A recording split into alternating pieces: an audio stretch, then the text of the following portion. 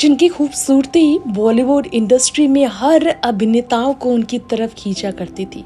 वो एक्ट्रेस जिनकी ज़िंदगी के आखिरी समय में वो कितने बुरे वक्त से गुजरी, इसे याद कर भी लोग कांप उठते हैं। हमारी इस रिपोर्ट में हम बात कर रहे हैं वही परवीन बॉबी के बारे में। अमिताभ बच्चन तक उनके दीवाने थे। क्या आपको मालूम है, नाम एक बार कबीर बेदी के साथ भी जुड़ा था परवीन बॉबी का। और वही कबीर बेदी ने एक इंटरव्यू में परवीन को लेकर ऐसे खुलासे किए कि लोग हैरान रह गए। कबीर ने ये कहा कि परवीन बॉबी की आत्माएं दिखती थी।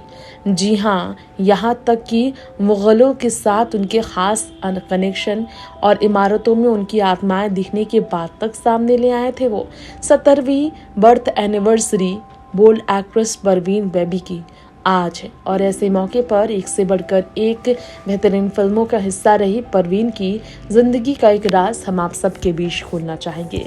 जी हाँ, आपको बताना चाहेंगे हमारी इस रिपोर्ट में कि कैसे कबीर बेदी ने किए थे ये खुलासे। उनके बारे में काफ़ी कुछ लिखकर परवीन के बचपन के बारे में काफ़ी कुछ कहने वाले कबीर ने कहा था कि परवीन को आत्माएं दिखती थी।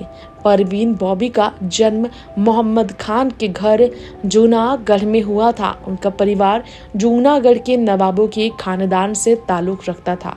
कबीर ने बॉलीवुड हंगामा से बात करते हुए बताया था उनकी समस्याएं बचपन से ही शुरू हुई थी। उन्हें घर के करीब ऐतिहासिक इमारतों में रूह नजर आते थे। परवीन के पूर्वज पश्तून थे। वह मुगल बादशाह हुमायूं के यहाँ नौकरी करते थे। परवीन की मां ने महेश भट्ट को बताया था कि उसके पिता भी ऐसे ही थे। तो उनका सवाल ये जेनेटिक ही तो नहीं है, यही हुआ था।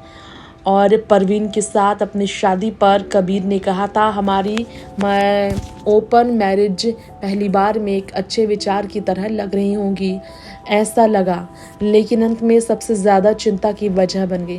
प्यार और देखभाल महसूस नहीं हुआ था मुझे, जो मैं देखना चाहता था।